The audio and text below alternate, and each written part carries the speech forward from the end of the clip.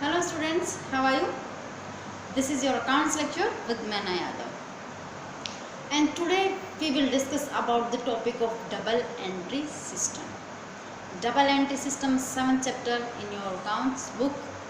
चलिए आज डिस्कस करते हैं डबल एंट्री सिस्टम होता क्या है। डबल मीन्स टू, क्लियर हो रहा है ना। डबल जो डबल एंट्री सिस्टम है वो क्या करता है, एटलीस्ट टू अकाउंट को अफेक्ट करता है, एटलीस्ट टू अकाउंट को अफेक्ट करता है। ठीक है, या तो एक अकाउंट इंक्रीज करेगा या फिर दूसरे अकाउंट को डिक्रीज करेगा। क्लियर है, चलिए देखते हैं double entry system. According to this system, every business transaction affected at least two accounts in opposite directions. समझ में आई बात। डबल एंट्री सिस्टम वो सिस्टम होता है जिसमें एटलीस्ट टू अकाउंट को अफेक्ट करती है कोई भी ट्रांजेक्शन्स अपोजिट डायरेक्शन के अंदर। अगर एक अकाउंट को इंक्रीज करेगा तो दूसरे को डिक्रीज करेगा, अगर एक को डिक्रीज करेगा तो दूसरे को इंक्रीज। सपोज कीजिएगा हम यहाँ पर एक एग्जांपल लेते हैं कि हमने फर्नीचर परचेज किया। अब हम बिजनेस में अपना फर्नीचर अगर परचेज करते हैं तो दैट मीन्स क्या आया, फर्नीचर आया, फर्नीचर क्या हो गया, इंक्रीज हो गया। फर्नीचर अकाउंट बिजनेस में आ गया और फर्नीचर अकाउंट क्या हो गया, इंक्रीज हो गया।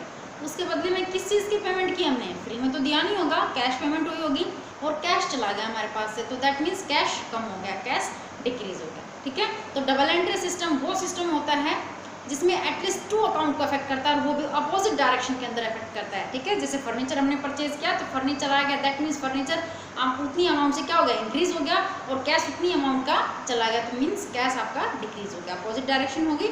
आगे देखिए कुछ प्रिंसिपल्स दिए गए हैं इसके, कैरेक्टरिस्टिक्स भी बोल सकते हैं, प्रिंसिपल्स भी बोल सकते हैं हम इनको, कि डबल एंट्री सिस्टम के। Double entry system transactions, every business transaction affected two accounts. Double entry system के अंदर सेम वही बात है कि पहला प्रिंसिपल है इसका, पहली कैरेक्टरिस्टिक्स है, विशेषता जिसको हम बोलते हैं कि जो बिजनेस ट्रांजेक्शन होती है एटलीस्ट टू अकाउंट को इफेक्ट करती है और वो भी अपोजिट डायरेक्शन में करती है। ठीक है, जैसे फर्नीचर का एग्जांपल अभी हमने आपको दिया।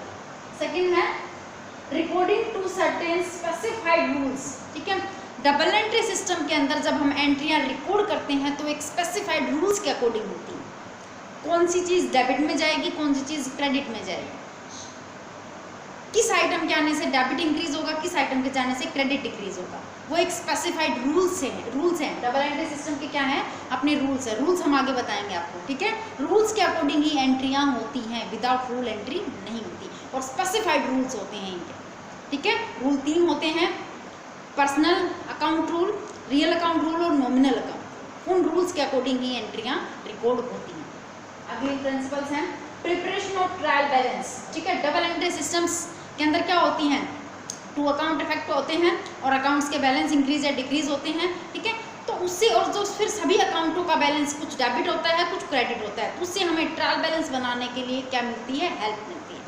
ठीक है, डबल एंट्री सिस्टम दो अकाउंट इफेक्ट होते हैं, क्रेडिट और डेबिट। ठीक है, सभी अकाउंटों का क्रेडिट, सभी अकाउंटों का डेबिट, उससे हमें क्या बनाने में हेल्प हुई, ट्रायल बैलेंस। ट्रायल बैलेंस के बारे में हम आपको पहले बता चुके हैं कि ट्रायल बैलेंस सभी अकाउंट्स का जो बैलेंस आता है, सभी ट्रांजैक्शंस के बाद में, सभी अकाउंट्स को क्लोज करने के बाद में जो बैलेंस होता है वो ट्रायल बैलेंस के अंदर हम डालते हैं। अगला है पर्सनल एंड इम्पर्सनल एस्पेक्ट्स। ठीक है, डबल एंट्री सिस्टम के अंदर पर्सनल और इम्पर्सनल दोनों अकाउंट्स जो होते हैं वो अफेक्ट होते हैं। पर्सनल जिसमें किसी पर्सन इंडिविजुअल पर्सन का नाम वगैरह आता है, इम्पर्सनल के अंदर रियल और नॉमिनल आते हैं, अभी हम आगे आपको बताएंगे। तो ये थे कुछ प्रिंसिपल्स या कैरेक्टरिस्टिक्स डबल एंट्री सिस्टम के, स्टेटमेंट और प्रिंसिपल्स। ठीक है, अब आगे हम बात करते हैं क्लासिफिकेशन ऑफ अकाउंट्स। जो अकाउंट्स होते हैं वो कितने टाइप के होते हैं, कैसे डिवाइड कर सकते हैं उनको।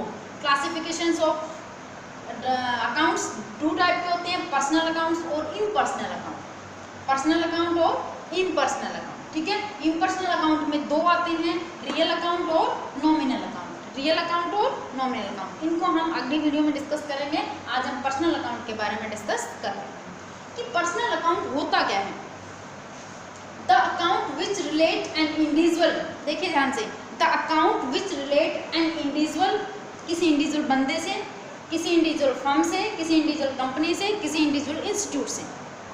The account which relate an individual person, individual company, individual firm और इंडिविजुअल इंस्टीट्यूट से रिलेटेड होता है, वो अकाउंट क्या होते हैं, पर्सनल। जैसे मेरा नाम है मैना, मैना एक पर्सनल नाम है, दैट मीन्स इंडिविजुअल अकाउंट। ठीक है, अगर मेरी कंपनी अगर मैं ओपन करती, वैसे तो है नहीं, पर अगर करती हूँ तो उस कंपनी का नाम, वो एक कंपनी क्या पर्सनल अकाउंट के अंदर आएगी, उस कंपनी का नाम पर्सनल अकाउंट के अंदर, ठीक है, पर्सनल अकाउंट। और जो पर्सनल अकाउंट का जो रूल है, अब हम रूल की बात करें, हमने यहाँ पर बताया था कि स्पेसिफाइड रूल होते हैं डबल एंट्री सिस्टम के, तो रूल्स इन्हीं तीनों के पर्सनल रूल होते हैं, पर्सनल अकाउंट का रूल, रियल अकाउंट का रूल और नॉमिनल अकाउंट का रूल, ठीक है। तो तीनों के क्या रूल होते हैं, रूल के बेस के ऊपर ही हमारी एंट्री होती है, किसको हमने डेबिट में डालना है, किसको हमने क्रेडिट में डालना है।